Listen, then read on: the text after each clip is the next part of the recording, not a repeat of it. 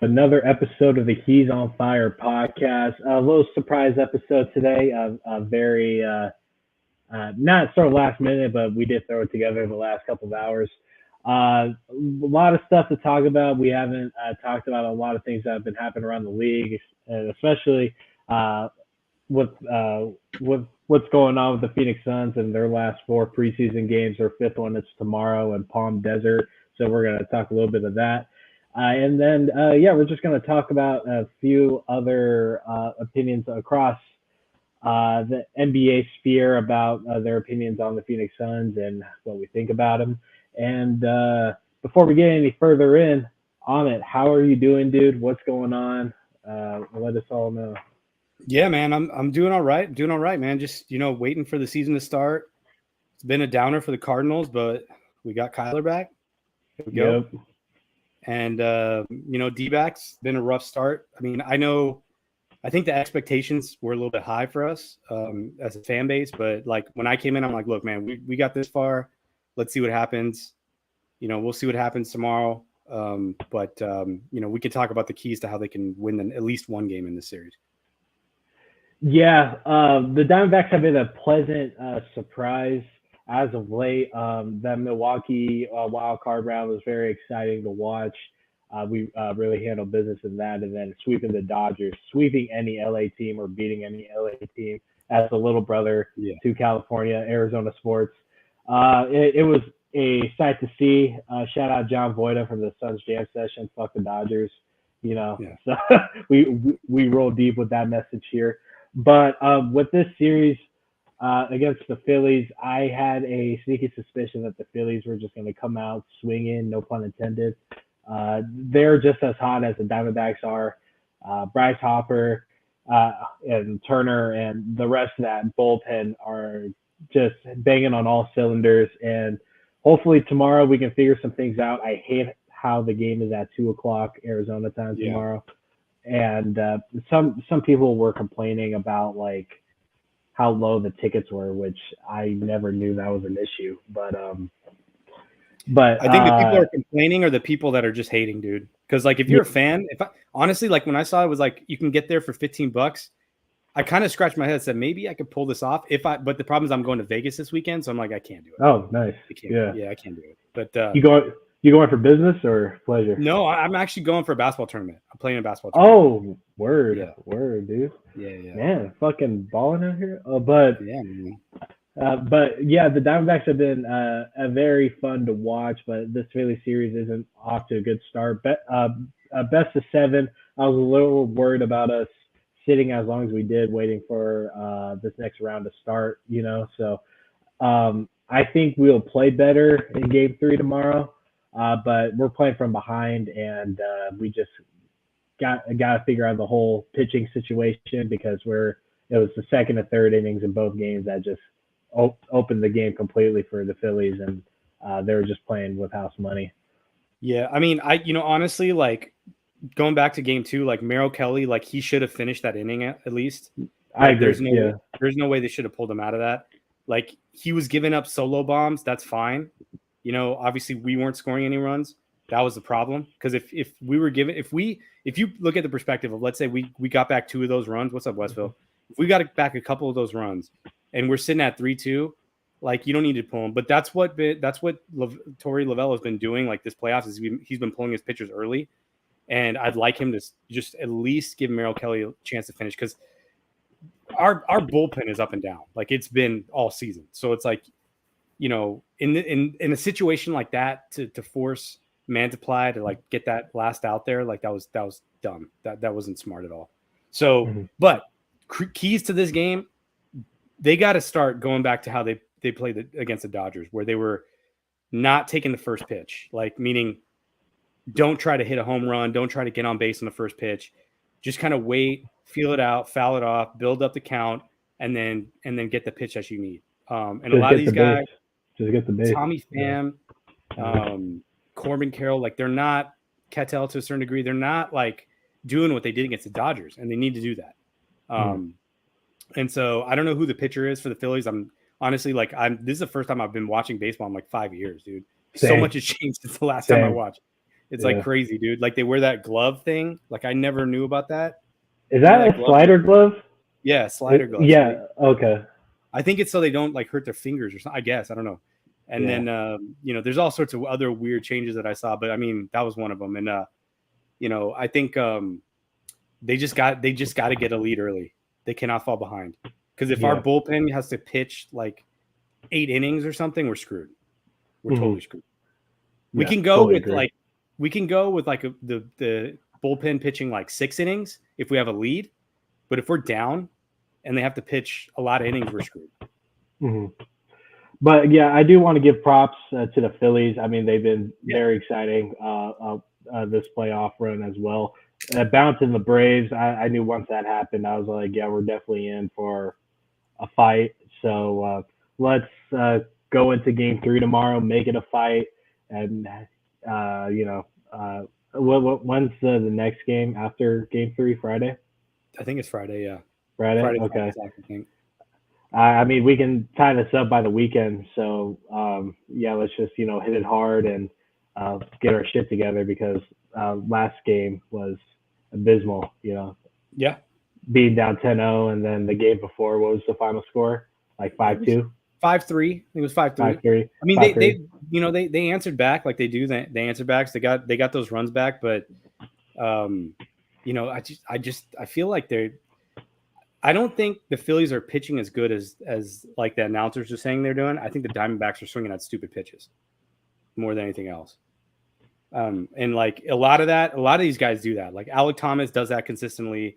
Christian Walker does that consistently. Like a lot of these guys do, but we need to make some changes. I think you got to switch out Evan Longoria and get maybe somebody in there, that can do something different. So, I know they had they switched. I forget the third baseman's name that they switched out that he pinch hit for. Maybe that guy starts. I don't know. Maybe Jordan Lawler starts. But we need something different. We need to change it. We've been rocking with the same lineup for like 7 or 8 straight games now. We need to change it up.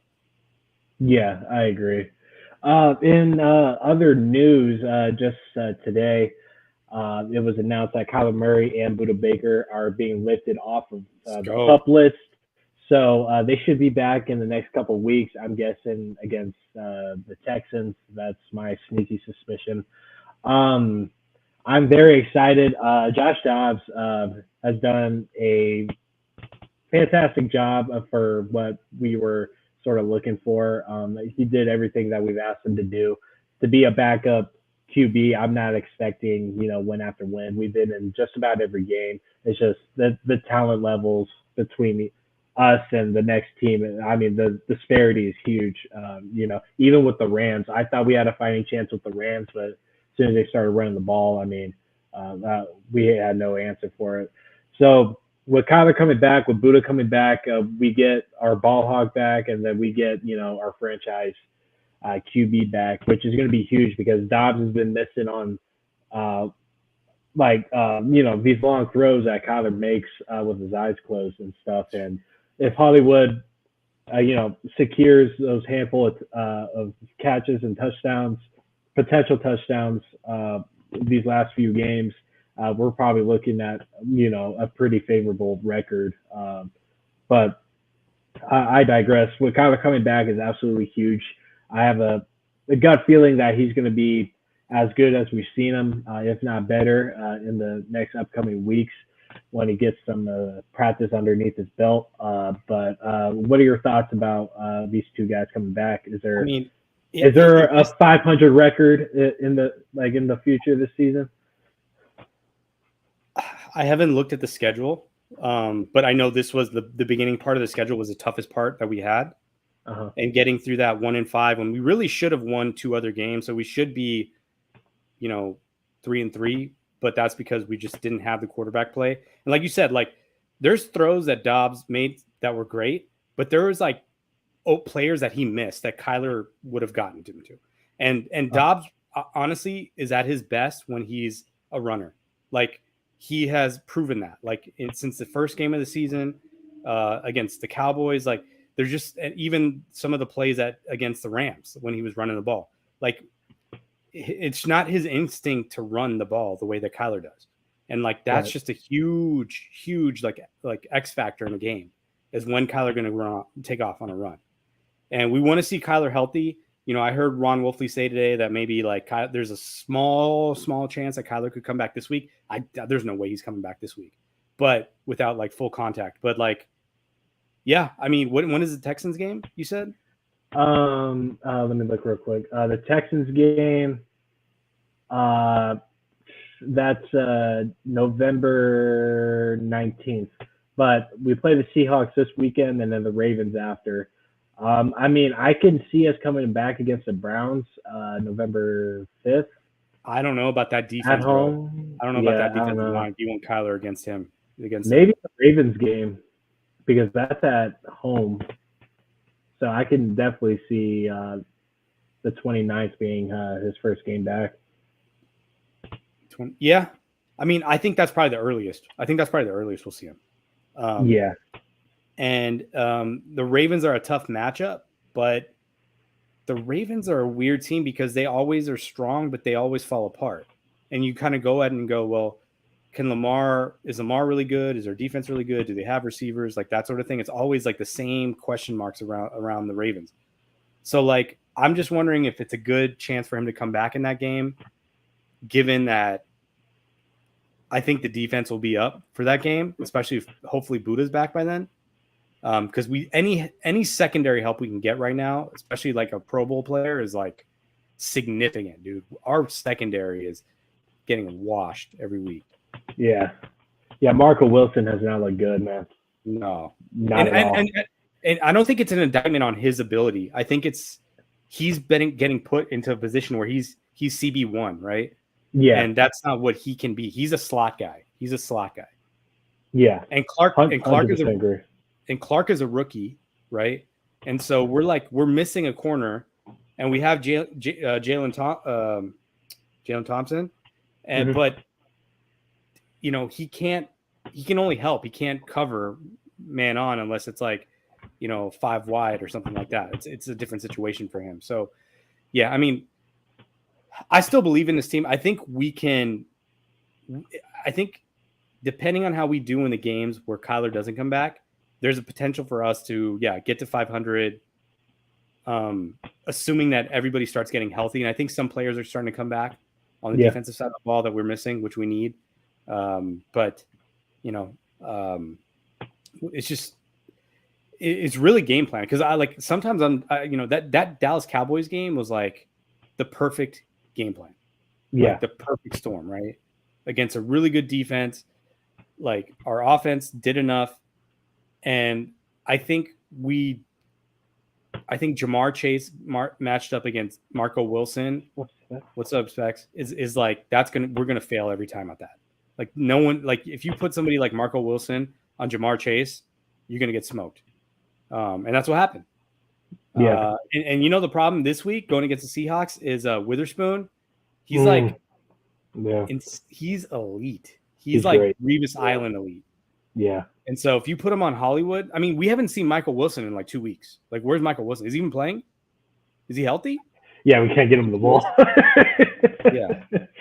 Yeah. And he was, and then like Rondale Moore, like, can we stop like giving him the ball in the backfield? Can we get him vertically on the field somehow? Even if you're giving him as a running back, like, why do you have to do an end around every time? Like, it's not working. So I don't know, man. I'm glad I didn't go to the Rams games this year, because I just had a feeling, with the team, I'm like, you know what, I'm not going to go, and I'm glad I didn't go. Yeah, push it out, because let me see when the next Rams game is. It's probably here, huh? Yeah. Yeah. So, but I see a lot of promise with this team. To get to 800 or 500. Starting from 1-5 would be an absolute win for this team going forward. We're gonna have top 15 picks anyway the next draft.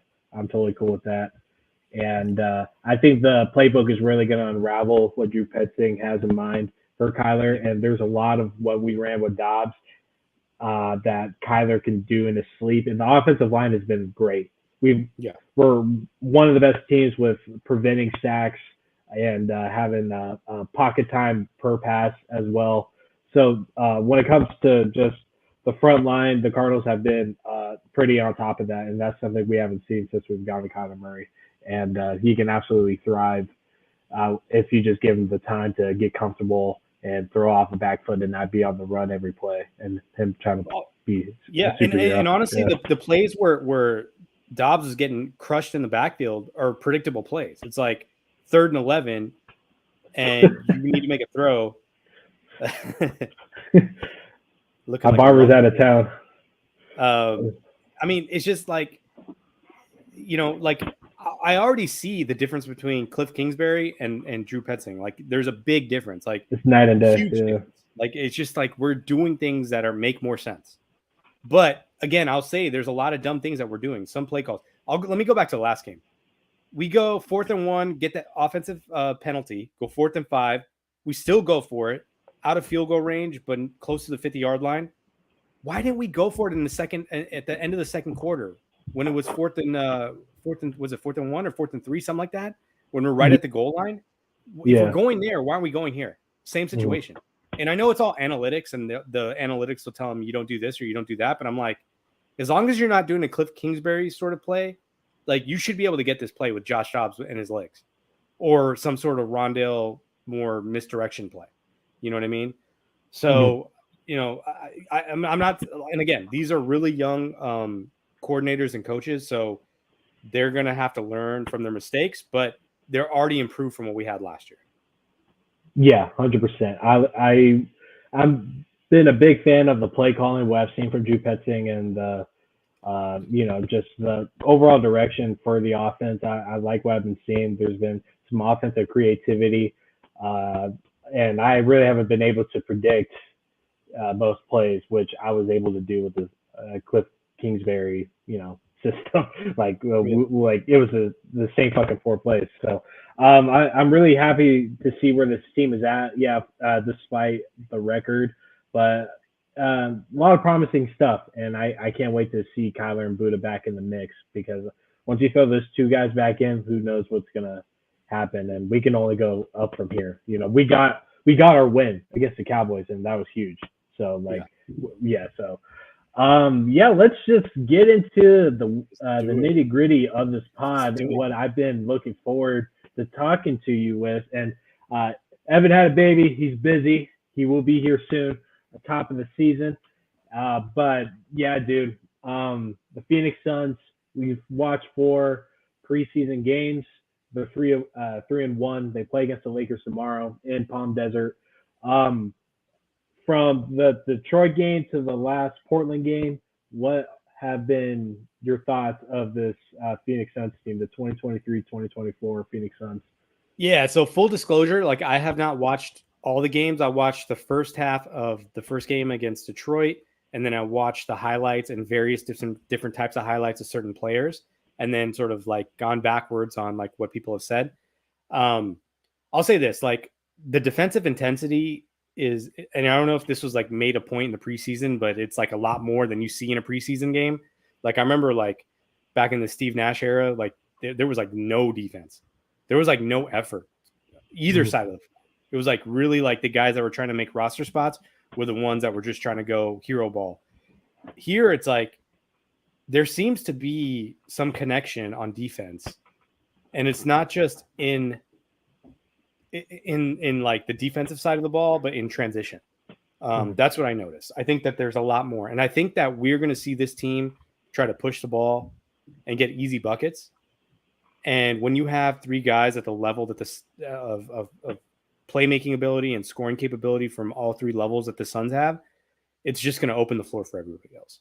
And we saw like Grayson Allen making plays, Devin Booker, Bradley Beal, defensively and offensively, blocking shots, coming down, hitting a 3, or stealing the ball at half court, turning around, making a sick ass like drive and dish to, was it Eubanks or whoever it was that he dropped it off to? Bradley Beal did. And then just Devin Booker pulling up and just launching from 3. Mm-hmm. Like I remember talking with Evan Sidery on Twitter like many years ago when the Suns sucked, and we were just like, if Devin Booker ever figures out how to hit a pull-up 3, this shit's over. He's taking like 8 per 36 minutes right now. Yeah. 8 pull-up threes per 36 minutes. If he does that, he's going to average more than 30 points a game. If he shoots at 35% or higher, I don't know how you beat this team. I really don't. And I just we'll talk about this in comparison to other teams. And I've been listening to a lot of like other podcasts that I respect preview the Suns and other teams. And I just think I don't think it's disrespect. I think there's just a lack of knowledge. How do you not understand how this team was assembled? Like, the coach is Frank Vogel. He's a defensive-minded coach, but he's open-minded. He's innovative. And, like, yes, okay, there's questions about Nurkic and his health. Yeah. Last season, I mean, he's missed a lot of games over the last 4 years. I'll say this. Last season, he was sitting games. So you can't even consider that as to be what, like, his normal, average games per season would be. Saying that, too, he's got a lot of rest over the last year. So, and he's not asked to do as much as he did with Dame, setting high pick and rolls and then double screening for other ball handlers off of that, or just being like the roll man and being the secondary scorer here. He doesn't have to do any of that. He just needs to set a screen and move out the way, or push the ball up the court, get the ball and from the high post and figure out how to get it to Booker or Durant or Beal. So, like, I'm not concerned about Nurkic. And I'll say this too. He's got something about him that he's figured out Joker's game. Like, if you watch the highlights and if you even go back to the Suns, that game where he dunked on him, he knows something about Joker. They're from the Balkans. Like, there's something between him where he's just, there's like that one guy that knows your game, even though he sucks. You're like, how does he know how I do everything? He just figured it out. He knows Joker's game. He's not going to get him every time, but he can at least have some way to present an opportunity to stop him, or minimize the damage. I'll say that. But the rest of this team, I feel like, yeah, it's pretty well assembled. And I know I have my Suns glasses on, but I just look at this roster and I go, yeah, we don't have a point guard, but we don't need a point guard. And if you go back to that Nets team, did they have is Kyrie really a point guard? Like, I don't think he is. I always viewed him as one, but in college, he was a point guard. But... Okay, but if you say that, then wouldn't you say Harden? Harden has basically been playing point too for the last decade, right? Yeah. So he was a shooting guard in OKC. Right, that's the last time. Ever since then, he's like a de facto point guard. So, would you rather have Bradley Beal or Devin Booker as your point guard, or Kyrie Irving, Luka Doncic, or James Harden as your point guard? Book and Beal. Yeah. Because they're not playing into that style of play that just isolates and draws fouls and takes everybody else out of the game. And they're movement players. They'll give the ball up and move, and they're movement shooters. And I think Jordan Goodwin, he's built from that same cloth of like a Javon Carter, right? Or the old school campaign, the campaign from the bubble campaign, right? Just he's a dog, and I love it. Offensively, I don't know what I've seen that I'm happy about or that I'm confident about, but at least if he's on the floor defensively, I'm happy with it. I don't know if he's a catch and shoot 3 guy though. I don't think he is either. No. I think stats back that up. He's not. Yeah. What are your thoughts? Yeah, dude. I absolutely love this team. It is super balanced. I've been arguing with people for the last few weeks about the structure of this team, through YouTube comments and Twitter and stuff. It just blows my mind how people just don't they see this roster, and they, even before the Nurkic trade, they still thought that we lacked in depth. Before we got Grayson Allen, before we made the center change, before we got Nasir Little, which I don't know exactly what he's going to bring. We'll talk about him in a bit. But because of the Nurkic trade, everybody said we got much needed depth. I pushed back on that because, one, we got the steal of the summer with Eric Gordon. If he would have went to any other contender, imagine if he would have went to the Nuggets or the Bucks. or the Bucks. The Bucks absolutely would have loved Eric Gordon. Yeah. We got the steal of the summer, and we've seen the last, the 3 games that he played. Like, he's absolutely brilliant. He's not missed a step. And people act like he's a defensive liability. All I see is a defensive plus, Yes. And I know he's matching up against a young, rebuilding Trailblazer team. I know he's going against a young, rebuilding Pistons team, and like so on and so forth. I get it, but these are NBA players at the end of the day. And I've seen Eric Gordon. I've watched Eric Gordon his whole career. He's always been always been this guy. He's a scrappy defender. He can shoot from anywhere, and he doesn't give a fuck. He'll finish around the rim. We got the steal of the summer with Eric Gordon. We got the best 3-point shooter of last year, Yuta Watanabe, that just doesn't seem like he misses a fucking shot. He's on from corner. Nice, From corner, he doesn't. The corner, he's lethal. He's 52% last year, and I think he's at 54 right now in the preseason. Yeah. And like now he has like this midi game I didn't even like consider, and like he has this finesse, 10 feet out. And then Drew Banks, he's been great being the backup center. Like he has not been a defensive liability. He's been scrappy. He's been getting to the line. Our centers have been getting to the line. This whole team has been getting to the line, crashing the board. In the playoffs last year, we were ranked last in getting to the rim and is scoring in the paint. We were dead last.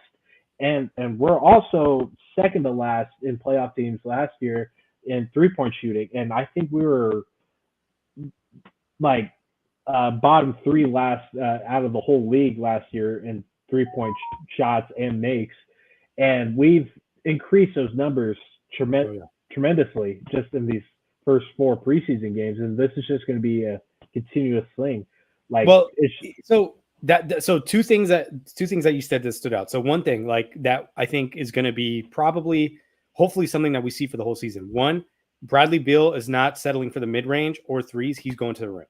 He'll take the open shots when he gets them, but we need him going to the rim. Devin Booker, pull up, lethal. That's what we need. Him to just start taking that 3-point shot off the rip. If we do those things, I don't know how you stop this team in the regular season. Forget about I don't know how you stop this team in the postseason because they get even more lethal in the mid-range. Yeah. But like just those 2 things happening creates so much opportunity for everybody else on the court. And I know it's probably going to average out because the preseason, obviously it's very few games and it's not like typical basketball, but if they continue this, like this is going to be a great trend for the Suns because we're just, like you said, we're getting more free throws than we never gotten, which is like a big plus for this team. Devin Booker taking a pull-up 3 and hitting that versus spending the energy to get to the midi and doing all the crazy stuff that he does just to pull off a mid-range jumper. Like I would I want to see, I love when he does that because that's like my favorite part of his game is when he just works people in the mid range and does the up and unders and does the, turnarounds and does the one-handers off the glass and gets the and ones. But like, if he's just taking a 3 and that's all the energy he has to spend and he's playing defense, I love it. 3 is better than 2. Yeah. And it seems like our 3 stars already have an understanding about what the roles are going to be. KD is going to abuse mismatches and, he's going to get to his spots and he's not going to force it because he has a plethora of talent around him. And Book is just going to attack as much as possible. And he's going to take he's going to take whatever is given to him. And same thing with Beal. There's already understanding there. And I've already seen people talk about like they're seeing the offense being like your turn, my turn. I have not seen a lick of that. I just see getting matchup opportunities when you match Beal up with a not good perimeter center or just a not good wing. Like you abuse mismatches. That's how you score points on a regular. I mean, just watch any NBA game. Because these 3 guys are passing to each other doesn't mean it's your turn, my turn type shit. It's been incredibly frustrating listening to the narratives around this team, but I want to get back to the depth of this team in general because we're at worst A deep, and that's That's how it works. That's if like okay, Yeah. so if you say that, that's saying that Devin Booker, Kevin Durant, and Bradley Beal all, and maybe Nurkic, maybe those guys all miss in the range of somewhere like 20 games each. Mm-hmm. Right? Like that's like worst case scenario. Yeah. We're literally at worst we're eight players deep, which that I thought you said 8 seed. A lot better than what the Nuggets. Nuggets. 8 seed. Sorry. Oh no, 8 seed. Yeah, no, 8 deep. So like even if injuries are like a concern, as long as we have two superstars out on the court, I think we're going to be just fine in the regular season. I think we're able to, have some balance with this whole thing. But Grayson Allen, he's brought some fucking dog, he was good in Milwaukee. And I just haven't seen him previous to that just because, I'm not watching Memphis ball like that. I'm not watching Utah ball like that. But Grayson Allen, he's been great, and he's solidified himself being in the regular rotation. Well, he was a starter the last 2 years for the Bucks. Yeah, and he was solid, and he got a bunch of shit for that that elimination game because he was hanging on to the ball or whatever. But I didn't necessarily blame him for that shit. Drew Holiday didn't take an initiative. Chris Middleton didn't either. Giannis was pinned down. And, Grayson, he had the ball. He didn't necessarily know what to do. Luckily, Grayson doesn't need to be in that situation because there isn't going to be double sent at this team. Well, he's not going to get the ball. It's going to come he's to not. Him. Yeah. Yeah, he comes to him if he's wide open and nobody else has a shot, or it's off an offensive rebound or something. But, exactly. I mean, look, dude. I don't like starting before he did his press stuff with the Suns. I didn't like the guy at all. Obviously, for a lot of the stuff that he did. I put him in that Dillon Brooks, Pat Beverly. If this guy was on the other team, obviously I hate him. If he was on the Suns, I'd probably hate him even more. But after understanding a little bit more, he's gotten older. I think you got to go back and think about JJ Redick was a similar player. People hated JJ Redick. Yeah. And I love him. I love JJ Redick. Yeah, I do too. Yeah. More of his podcast than anything else, but I think there's room to grow, and room to change, and I think he's doing that. With Dillon Brooks and Pat Beverly, those fools are they're that's their identity. They have nothing else to offer. That's it. Yeah, but Grayson Allen, he's definitely been one of the many standouts with this team so far, as well as Drew Banks, Jordan Goodwin. We have two defensive dogs that we can just unleash at any given notice, and I think I'm not sold on Goodwin's offensive game. We just haven't seen it. That hasn't been displayed in this preseason yet. But he has a nice touch around the rim. He's going to get his moments, and I didn't really see any negatives around Goodwin the last couple of games, and we'll see a little bit of him tomorrow. But Chemezi Metu, a guy that I was really eyeballing and I really liked, and me and Gavin, when we had Gavin on not too long ago, it was either on here or on Suns Jam, we talked about Chemezi and stuff, and I thought he could be filling in that starting role because he was super athletic. His 3-point shot was on the up and up. I don't know who he was working with over the summer. I don't know if he was working with Lethal Shooter or any other shooting coach in the league, but it's fucking crisp now. He's a tweener. He is so big for a power forward, and he's the right size for a center, and he moves like a forward. It is so weird. He's a very athletic guy. His backdoor cuts are great. He didn't connect on most of them just because Saban Lee, he was staring at the floor dribbling, and you didn't see him cutting in. But Chemezi Metu, probably one of the most underrated guys that we picked up, and I've only seen a few people outside the Sun sphere give Metu his props and see what he's been doing because he's been great in my opinion. Yeah. No, he's been good. His shots look good, and I think there. I mean, that's the thing. Like they keep saying, who's the starting five for the Suns? I think we as a fan base are more worried about that. I'm not concerned, man. I think we have options, especially if our game is to be defensive minded and push the ball, and then offense is secondary, just because we have so many lethal players on that side of the court. Like, let's do that. Mm-hmm. Like, we don't need to work it out. And that's kind of what the Lakers did when Frank Vogel, when they won the championship. Like, like, we'll just give the ball to LeBron and give the ball to AD and let them figure it out. It caused them problems in certain games in the playoffs because, like, you throw the ball to Kuzma or Caruso and, like, those guys could not deliver because, like, they weren't ready for it.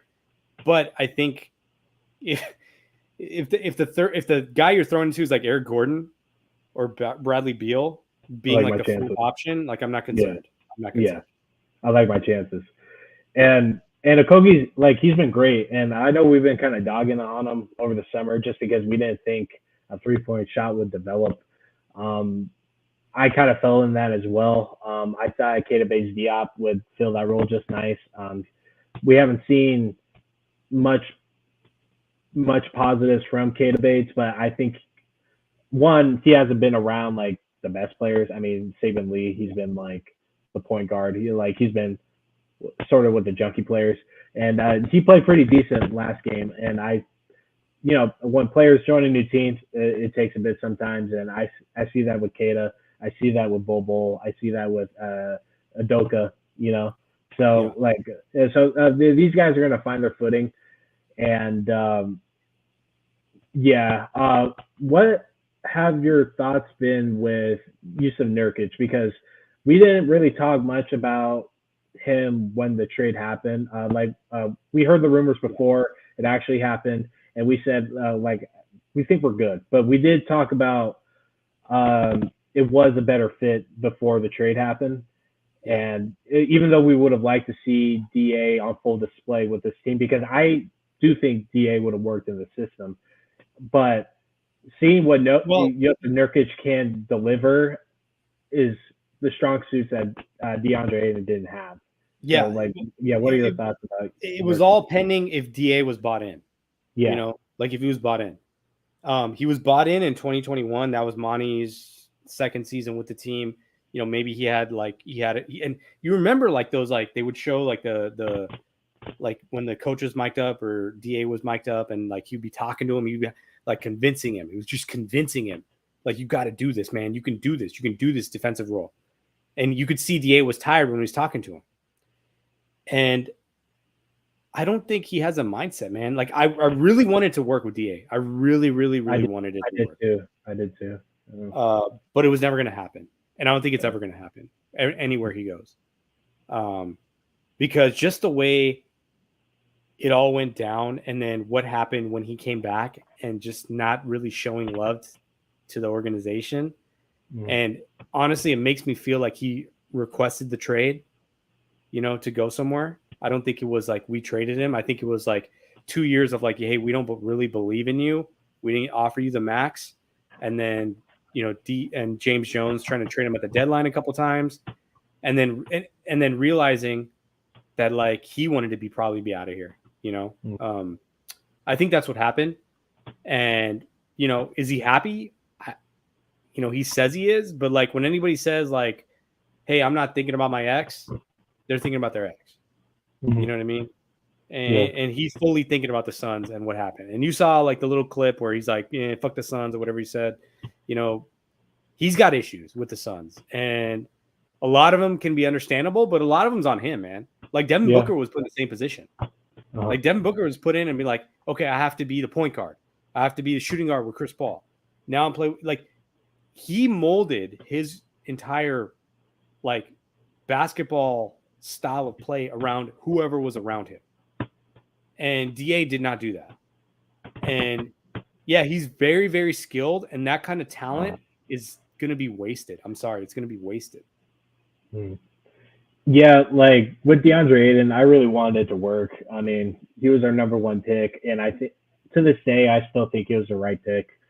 I don't think Luka would have been good for this team. I feel like Devin would have definitely dipped. What we needed at that time was a center, and DeAndre Ayton was that guy.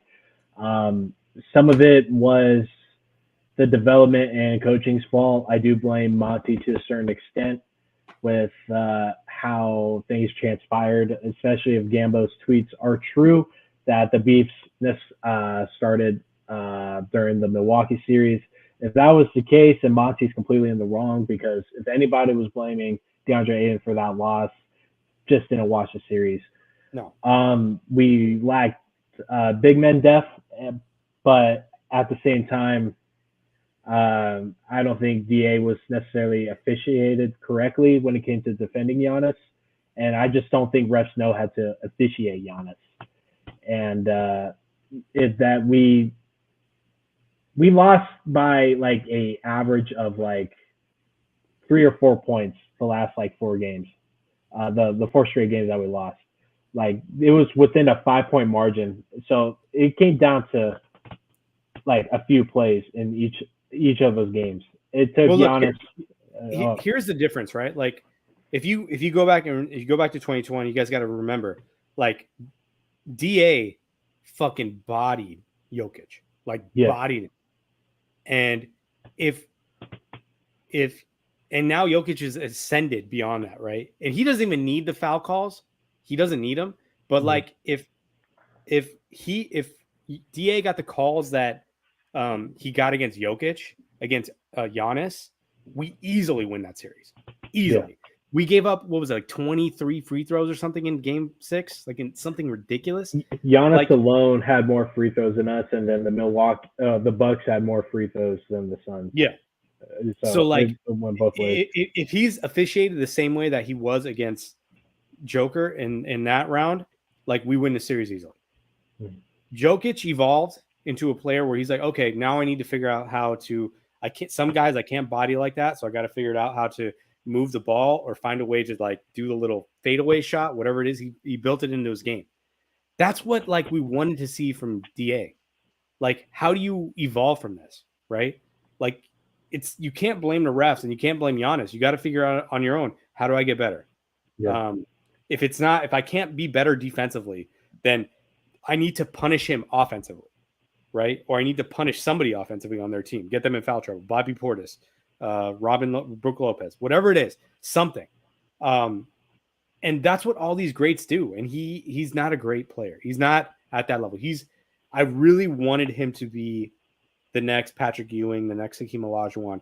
He's so skilled. I love the dude as a person, but I think Nurkic, assuming that he stays healthy, makes absolutely like I don't think there would be a better fit that we could get unless it's like Victor Wembanyama, but that doesn't there's no way we're getting him. Or Clint Capella.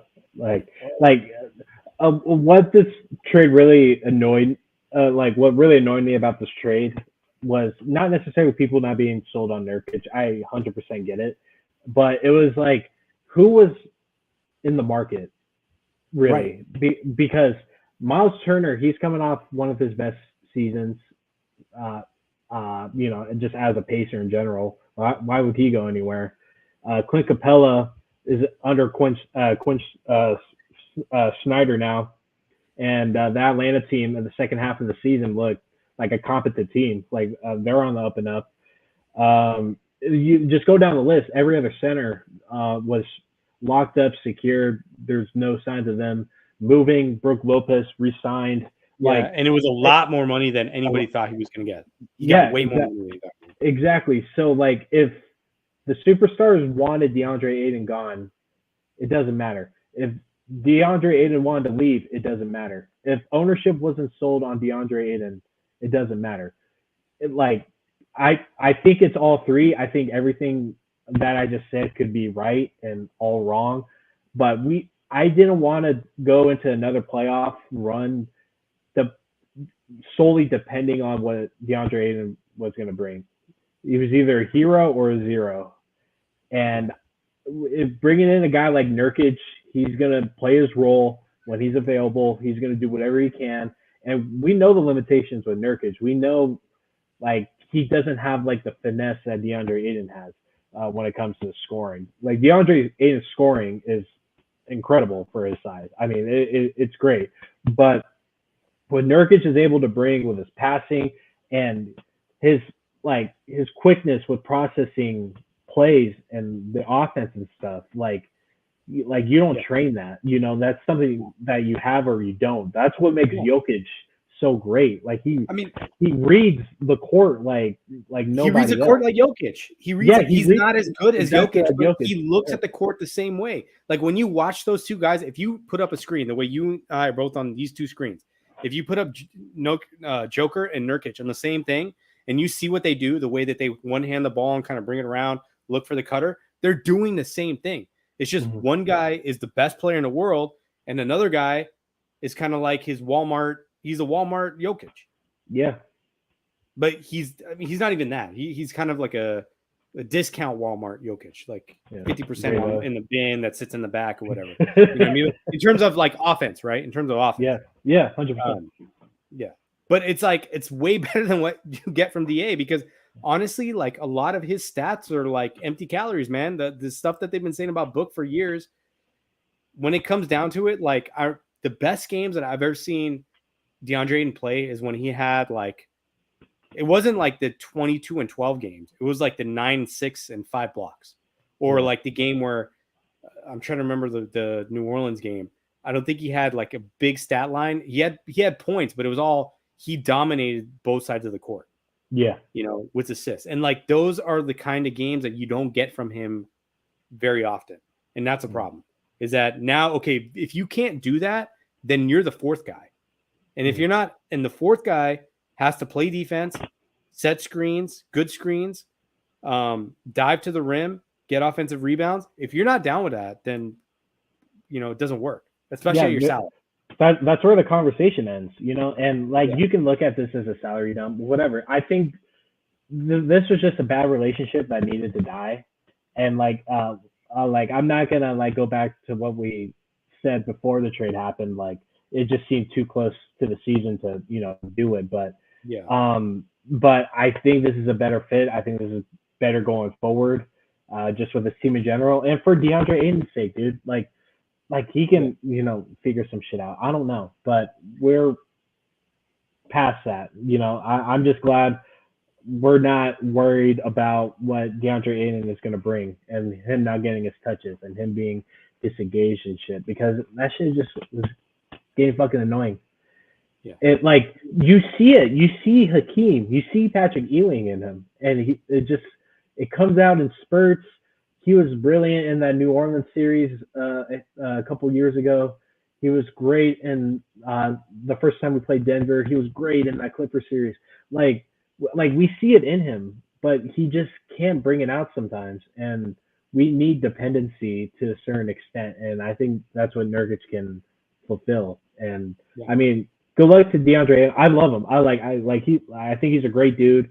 I think he's pretty misunderstood. You know, I'm not gonna like boo like if I go to a Portland game out here, like I'm not gonna boo him. I mean, he brought us good times and shit. I think it's pretty corny to do it, but he did his job and it just didn't work out here, you know. And like he was dependable when he was available. He did play, so I'm not gonna kill the guy, you know. And good luck to him and all of his endeavors and stuff. And you know, for sure. I just hope he just lets it die and he just keeps on moving forward because, you know, just for everybody's sake. But honestly, man, don't call yourself dominating, man. Don't do that. Yeah, he can stop with that. It doesn't help that he has it tattooed on him, you know. So. It doesn't. I mean, if you don't do it, you don't like. What LeBron's got chosen one, right? Like, that's like facts. That's facts. Yeah. Like you're not the chosen one. You're not dominating. You're getting Dominurkic'd. Dominurkic, yes, that shit's so funny. But yeah, like I'm pretty sold on this team. I know we're gonna have to be making some roster cuts in the next upcoming days. I think it's gonna be Keon Johnson and maybe Bol. It might be Ish. I'm not exactly sure. We might use our final two-way spot on Ish. to keep him around. So I don't know. I honestly don't really care. I just hope we don't cut Damian Lee, Yeah. just because he's KD's friend, and it seems like everybody likes him. I like him, and he was great for us last season, and Yeah. I don't think that's good karma to cut him. But what have been your three standouts from the preseason? Just it could be offensive schemes, how the team looks, Yeah. certain players. Like what are your feelings? Yeah. Again, so like I haven't watched a ton, but I'll just say this: like Book looks different. Like Book looks like he looks elite. Like he's always looked elite, but he looks different. There's something about it that it looks easier for him than There's it's a ever different been. feel. Yeah. Yeah. There's something different. And something tells me he's going to, if this team is in first place, he's going to be an MVP top 3. And I know he's been top 5 a couple times now, but I think he's trying to go for his MVP season this year. Like, I feel like, I just feel it, dude. There's something different about that dude. He's smoother. He's like, we'll see when the games get competitive and if the refs don't give him calls on what he does and how he reacts to that, because that's always been his downfall. But I just feel like we're seeing something special coming this year from him. And I'm going to say that today, what is it, October 18th? I'm telling you right now, like Book's going to do something special this year. That's one thing. Second thing, Grayson Allen. Like, he's different. Like, this dude, he's not he's not Shamit. He's not Jay Crowder. I mean, he's given us things that I think we need, which is like scrappy defense. It's not in the elite level that you get from like Mikal Bridges, but you're getting at a guy that's never going to ask you the ball. And I know Mikal doesn't ask for the ball. Now it's different because he's like, the one of the primary scorers. But like, I think it's just a natural fit. Third thing, I mean, it's got to be Beal. Like, I think people are sleeping on this dude because he's been injured the last 2 years and his efficiency dropped off. But like, he was a 30-point scorer on a shitty team for 2 years. Now, and remind you, like, he started his career playing with John Wall, right? So now he's back with playing. John Wall was a really good, excellent offensive player and a really good player all around. At his peak, he was like a top 10 player, but like, he's nothing like Booker or KD. So I think we're going to see something a lot different out of Beal. And I think people are going to be pleasantly surprised on what the outcome is. Because I really think, I know the Vegas odds for this team are like 52.5 on wins and losses. I thought that was ridiculously low for this team. I would have probably set it like 55.5. Yeah. But considering injuries and rest and figuring out the rotation and also like matchups where they're like, you know what? If we're coming off a back-to-back, we got to play Denver. Maybe we're going to rest our guys. It doesn't really matter right now. They don't need to see our best. So I still think this team is going to be a 55-win team. I think so. I think so too.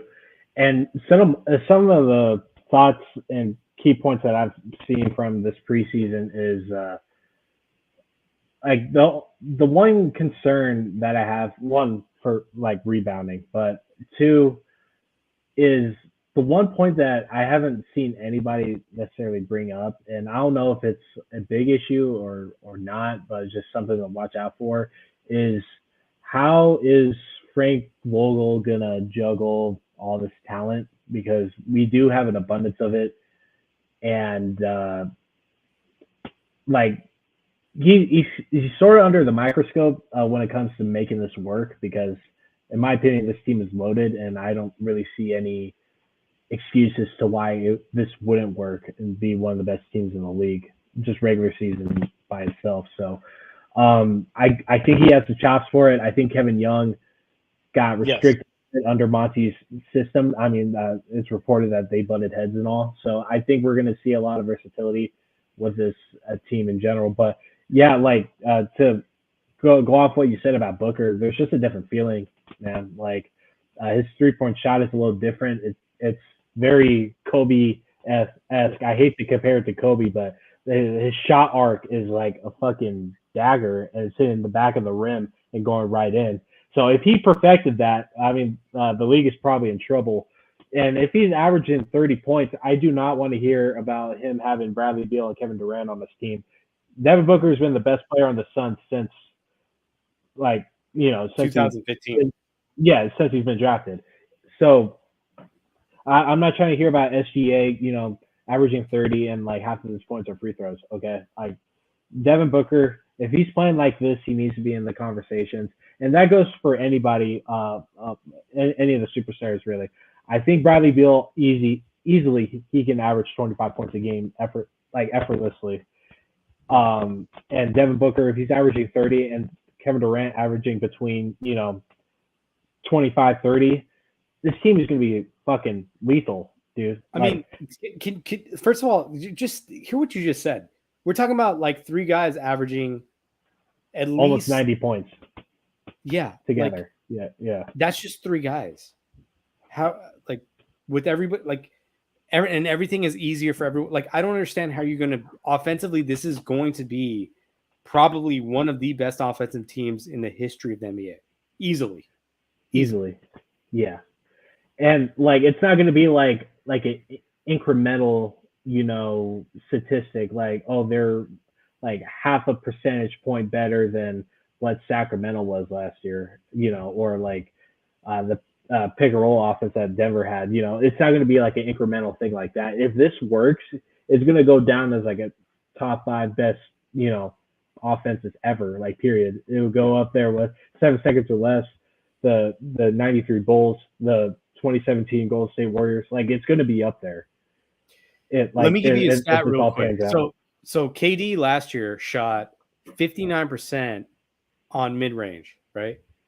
Which is like, it's not a stat that they've gone back and recorded, but in terms of like current play, first of all, that's the highest percentage he's ever shot. Yeah, dude, who shoots 59% anywhere on the court? No, nobody. Except for the free throw line. There's free throw line, and then there's like in the restricted space where like that's where props to DeAndre Ayton on that part where he shoots 70% or something or higher. Great, yeah. Like this was last year. This wasn't like when he was, with Golden State. Imagine what he's going to do with these guys. Mm-hmm. It's gonna be wild.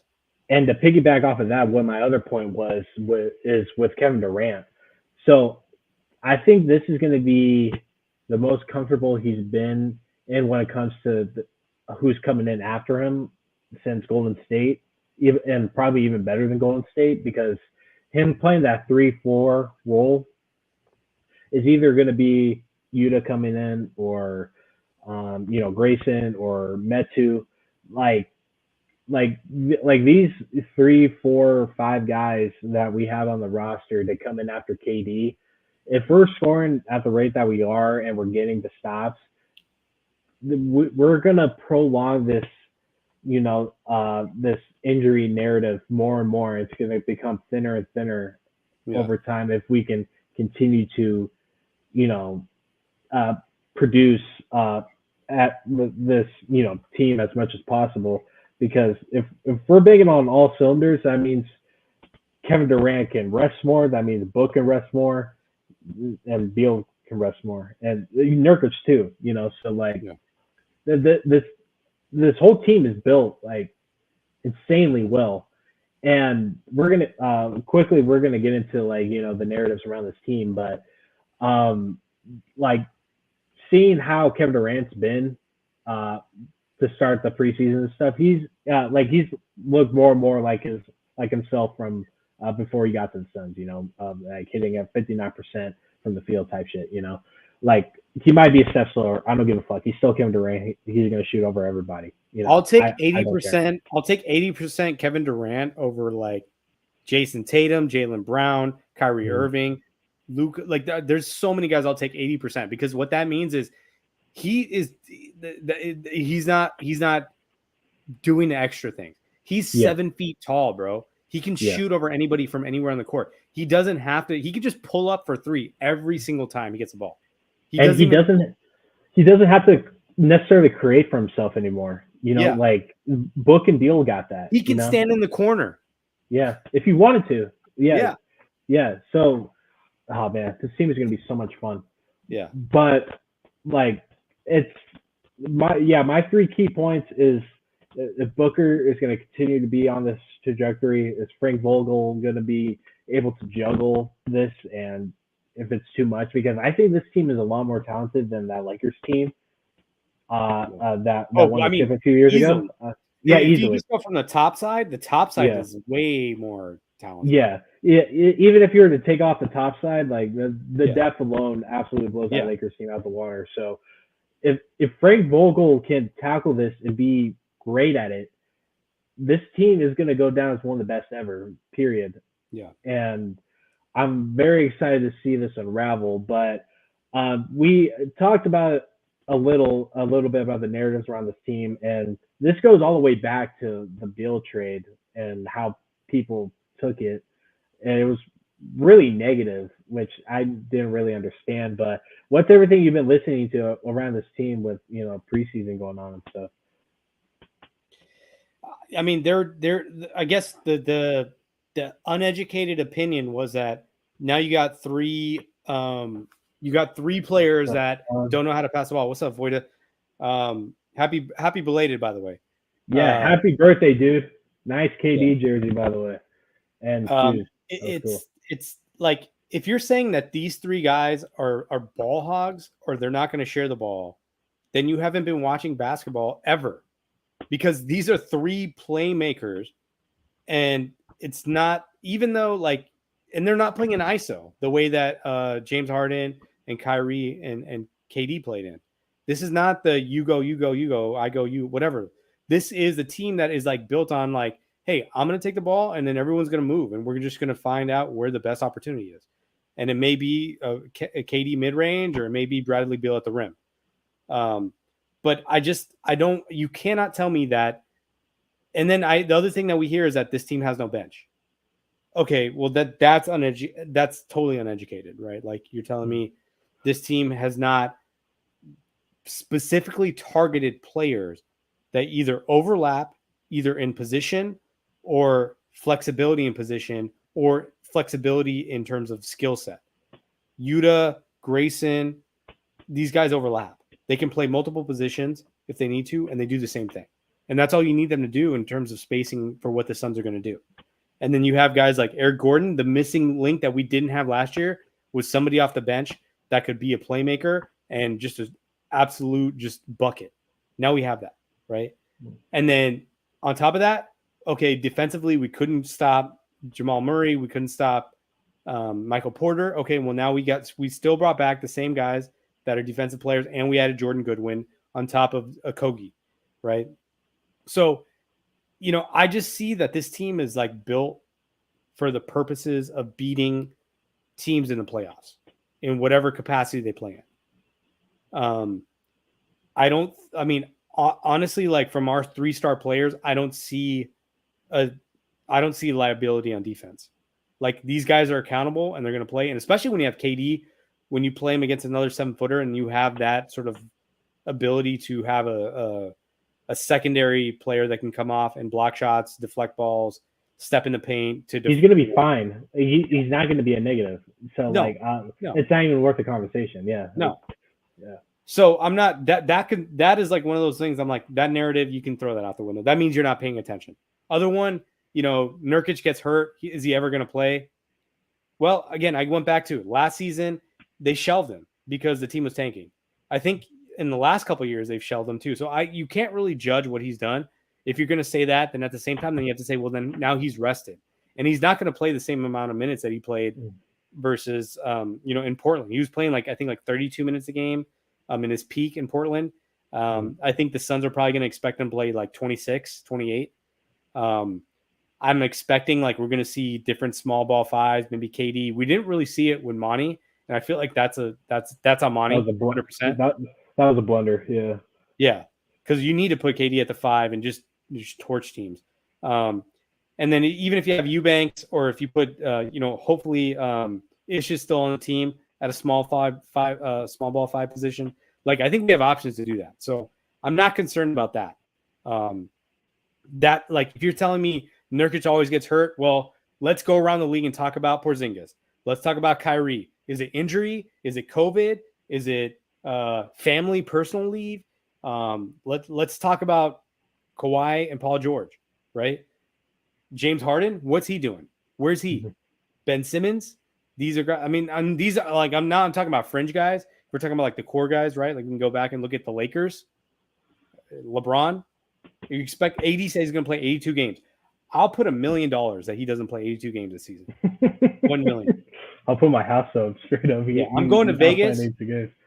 I'm going to Vegas. I had to put my mortgage up to do that, but I would put $1 million on that fool not playing 82 games. Yeah, dude. Yeah, everything you said and a million more. Like, the Bill Simmons comment, I don't really give a fuck about. Okay, so these East Coast guys, okay, most of sports media is centered in the East Coast, and that requires them to stay up late, super late, to watch these Western teams. I completely understand not fully understanding what's going on with Utah or Memphis or any of these fucking teams. But if we're talking about contenders, you need to be watching them. And if it's your job, you got to watch them. And I know ESPN and Fox and any other news outlet you can think of, they force them to watch Laker games because Laker games are priority. Golden State games are priority. And you can only watch so much basketball, especially if you're covering other sports and shit. But the Phoenix Suns, they've been one of the most winningest teams the last 3-4 seasons. Yep. Like, you need to watch him. Like, you gotta stop sleeping for one. Bill Simmons, he's a Boston homer. I expect to hear dumb shit from him every now and then. Boston fans are resilient. They will never admit when they're wrong. But the Bradley Beal, like, if you put him in Shamit's position, doesn't really change anything. It absolutely does. Because we probably win game 2. We probably don't get blown out of game 6. And who's to say we don't win game 7?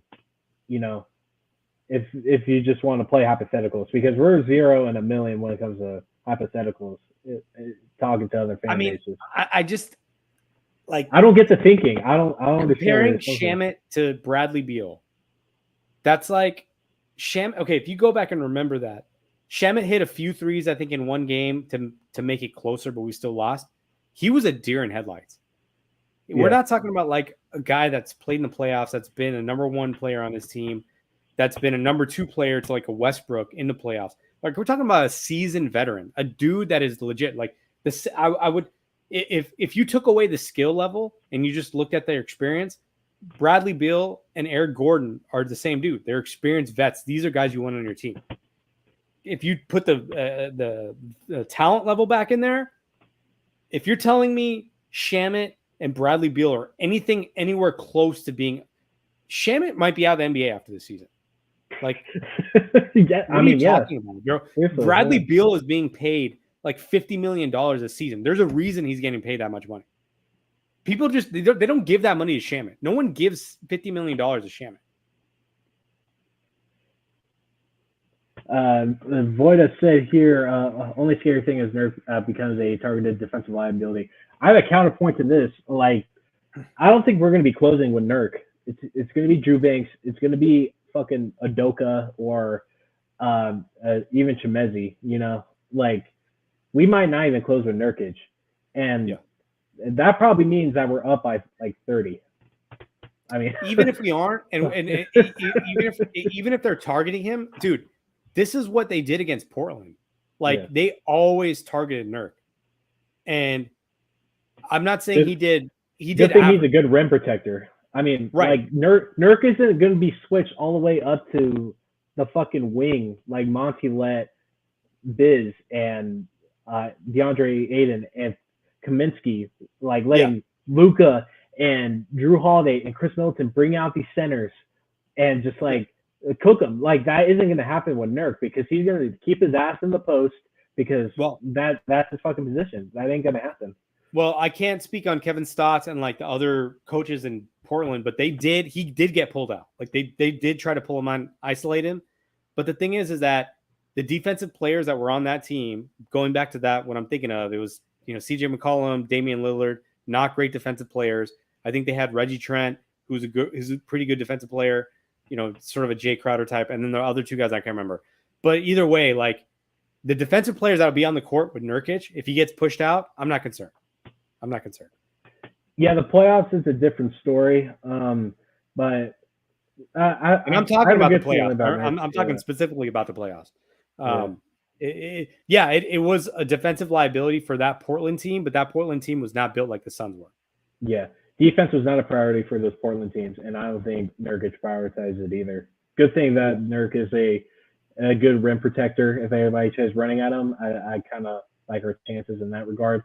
I just hope he has a good first step when it comes to contesting these shots, and as long as he's not getting rotated onto all the way to the 3-point line, I like our chances, because I don't think we were better at defense than the Nuggets last year, pre and post trade deadline, even when we went significantly down in depth.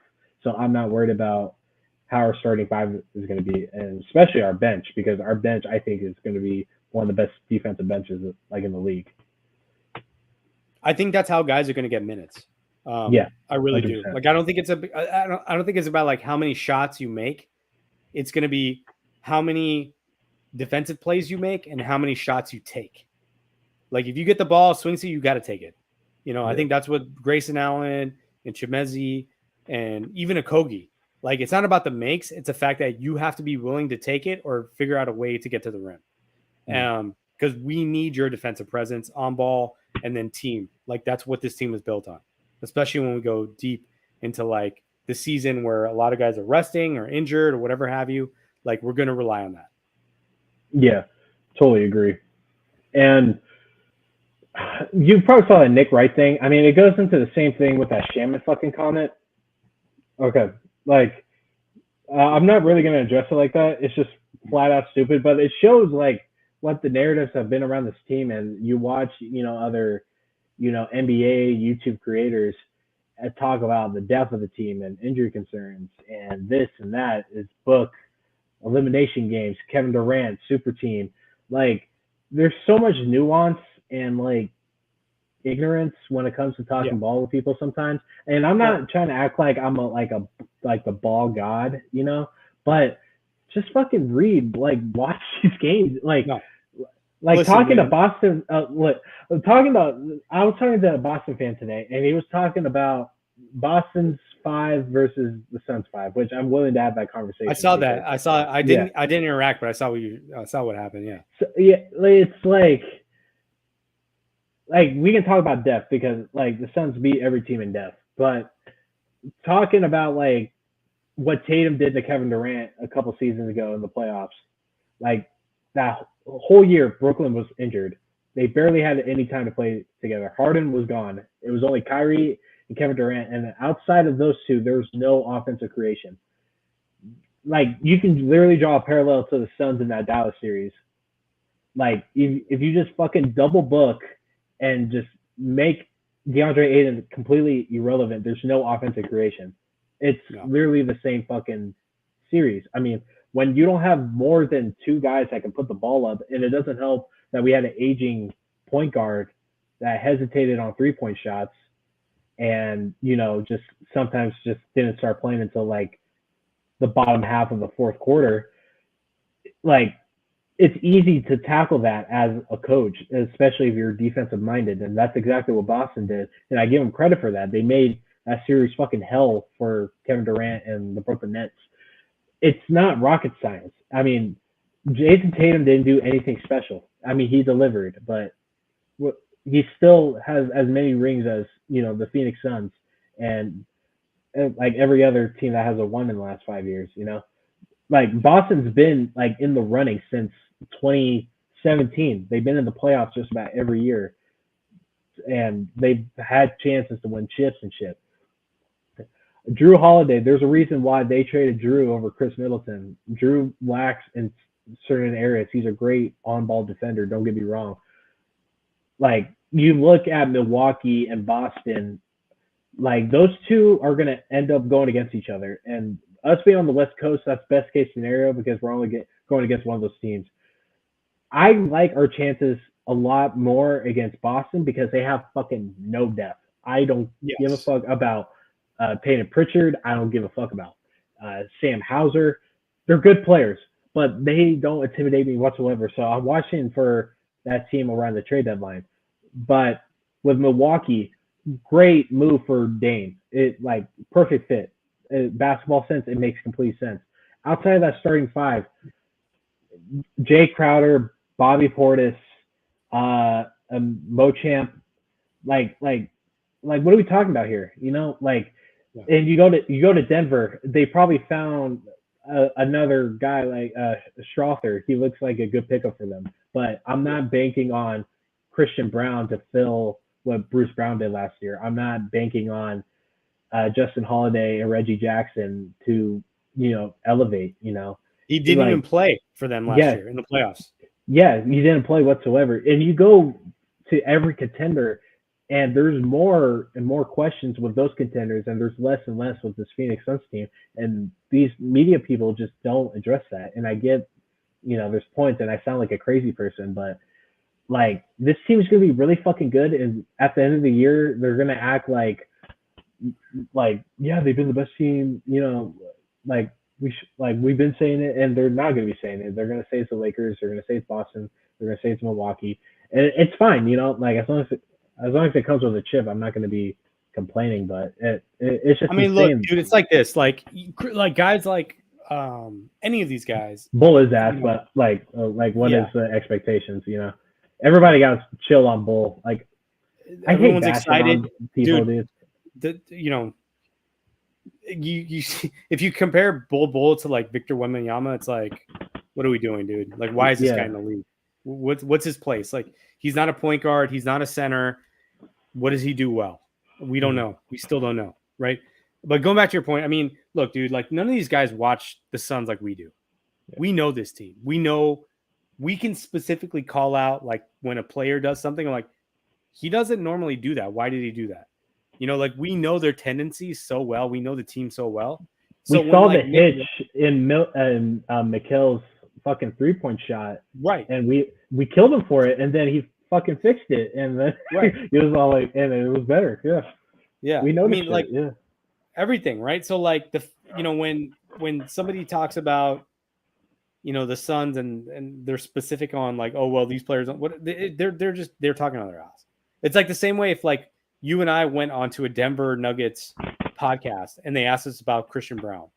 Like, I saw what I saw in the playoffs. That's all I know about that guy. I don't know anything else about him other than when he played the Suns that 3 or 4 times. And I didn't even watch all his games because a lot of times we were injured. And when Devin Booker or DA or Chris Paul didn't play, I didn't watch a game. So I couldn't even tell you anything about that guy other than what I saw in the playoffs. Yeah. So it's like these guys are just making up shit and they have to make up stuff to make a conversation. But I think it would make more sense for these national media people to hype up the Suns as a super team rather than to like be like, yeah, we don't know about these guys. Because you're talking about Devin Booker, top 3 in jersey sales. You're talking about Kevin Durant, one of the greatest and most popular players of all time. And then, a guy like Bradley Beal who, has probably a regional, like popular sort of fan base, but like if you put those 3 guys together, you're talking about like Heatles type stuff. Like it really is that level. Like, I don't think people understand what type of 3 that these guys are together. And it's like being underrated across the board from everyone. Mm-hmm. This Phoenix Suns team is going to make a lot of people look stupid, in my opinion. And I don't think it's going to be Phoenix Suns fans that are going to be looking stupid. Yeah. Like we created a 3-year window, and if Kevin Durant goes rogue and he's not here after a season or 2, we still have Bradley Beal on lock. We still have Devin Booker, and we traded a max contract and split it in half, and now we have a bunch of tradable assets that we can, mess around with down the line. And we have all these guys on minimums, and we can bring a good amount of these guys back if we wanted to, because we have their bird rights. We gave them guaranteed money, and fucking probably Matt Ishabus paying their mortgages, just sweetening up the pot a bit. I mean, like, I think this team is in a very stellar spot. The way that this team is being perceived is so weird to me. I don't understand it. Like, I watch a good amount of ball. I'm not going to claim that I watch every team, but dude, like, I saw Yuta three times last season, and when he wasn't even on our radar, and just watching him play, I'm like, he's good, and he'll be a good player on any contender. And the way that people talk about, Yuta, like, from an outside perspective, like, even before we got him, it was just like, oh, he's like a whatever player, and like, what do you know? Like, he's like great for us, like, already, like Grayson Allen too. I'm like, I'm not saying I just have like this like gut feeling about players and stuff, because I mean it's been off at times, but like, it's not hard to see like this depth being as good as it is. Like, even with the Nazir Little pick, if he doesn't pan out, we still have Eric Gordon, we still have Grayson, we still have Yuta, we still have Drew Banks. Like, Drew Banks was like the best backup center like last season statistically. I think he was like top 3 or whatever. Don't quote me on that. But like, we're just so deep, and then we're top heavy, and then we're deep.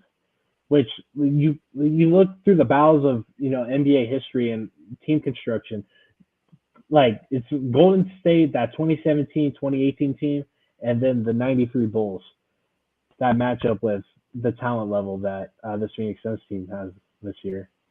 Yeah, I mean, I would throw a couple. I would throw the Heatles in there, and I would throw that Boston 2018 KG, Ray Allen, and Paul Pierce. I'll probably throw one of the San Antonio teams in there too. You could throw one of those in there too. Yeah. I mean, but the difference is, like, if you go back to the San Antonio and the Boston team, well, first of all, that Boston team was the first Big Three construction that won in the first year. So Heatles didn't win the first year. Lakers with their construction of their Big Three with LeBron and all those guys didn't win the first year. Most of these teams don't win in the first year. That Boston team did, because they were bought in defensively, and the offense sort of figured out. Well, what are we doing with the Suns team? We're building on defense. Offense figured it out.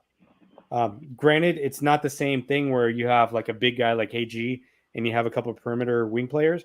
Here we're talking about like 3 straight wing players, but defense has changed in the NBA. The way it's played is different. So, it is what it is.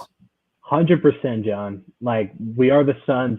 There is a fucking curse that dwindles, like, across the valley and stuff. Like, we fully acknowledge that, and we're fully prepared for it, and that's what makes this even more exciting, just because we haven't had an opportunity like this in Arizona sports history. We've never had a team like this before, and just through any Arizona sport. And this might be the turn of a tide. The Diamondbacks are decent now. The Cardinals, are having a pretty nice little rebuild going on, and then we got the fucking Phoenix Suns, top 3 team in the league.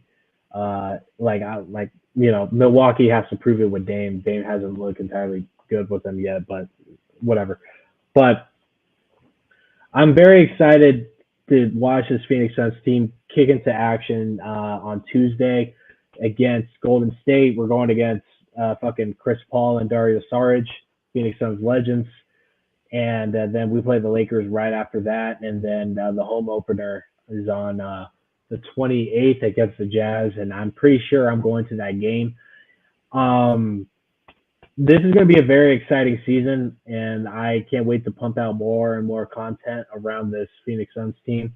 There's going to be a lot of things to watch out for. I think this season it's kind of anybody's to win and anybody's to lose. I could definitely see some upsets happening. I think the West is pretty loaded when it comes to teams that can upset you. Minnesota looked pretty decent in the playoffs last season.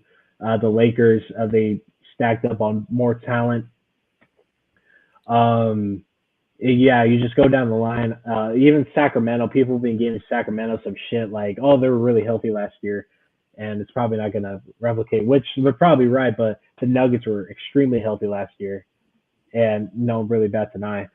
Uh, but I'm super excited to watch this NBA season. There's so many crazy things happening right now. I don't really give a fuck where James Harden goes. I don't think it's really going to affect how, I don't think it's going to affect us like that, really. I'm glad we turned the page in the DeAndre Ayton saga and closed that book completely, because we can move on and not, predicate our finals or playoff losses on, a center that we don't know if he's going to bring it every night. We're loaded on talent. I'm so excited to see this team.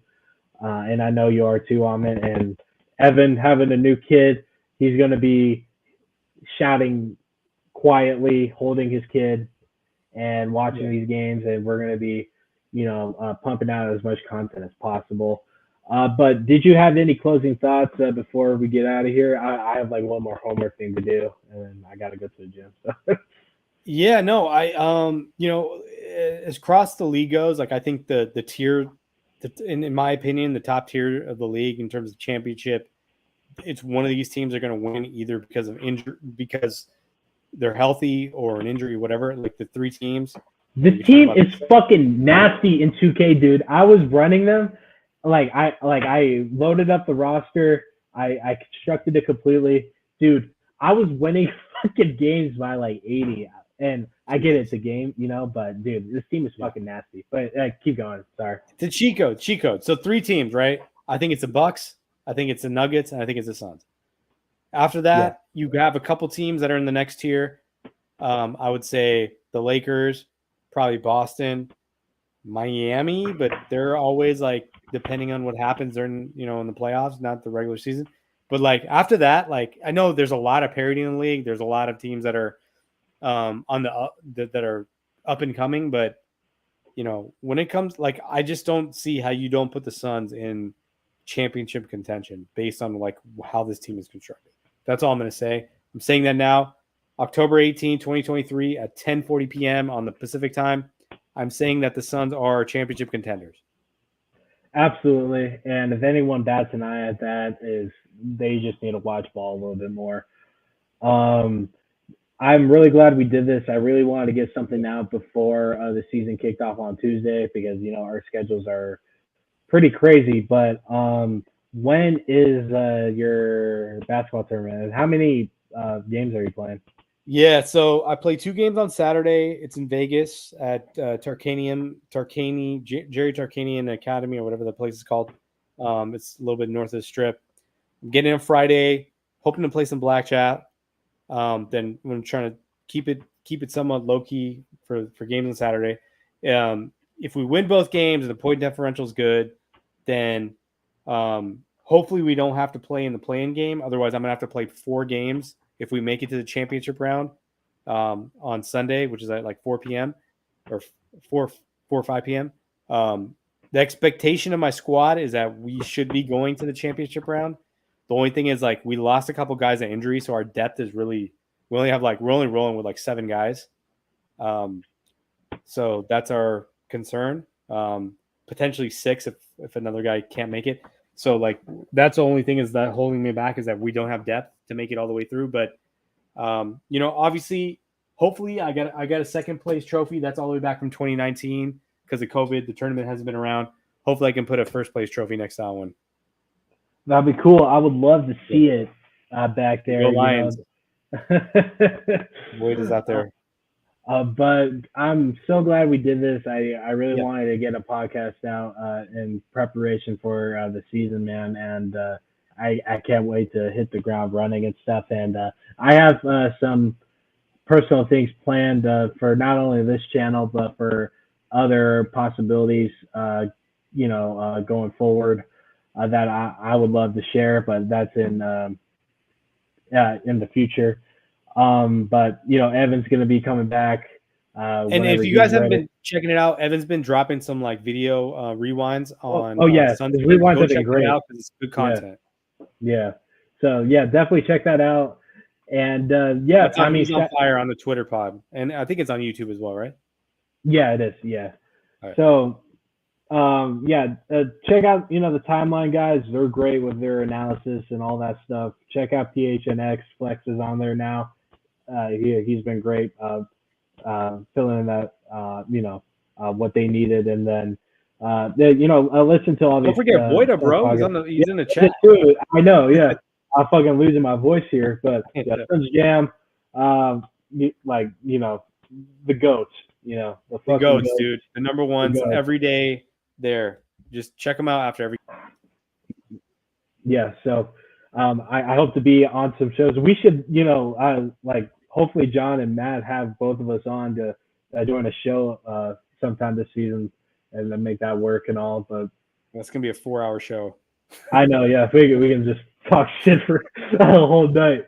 Yeah. But man, I can't wait. Good luck with your tournament. Keep us in the loop with everything, and we'll stay in touch with everybody, man. All right. Peace out. Peace out. Have a good one, y'all. Go Suns, man.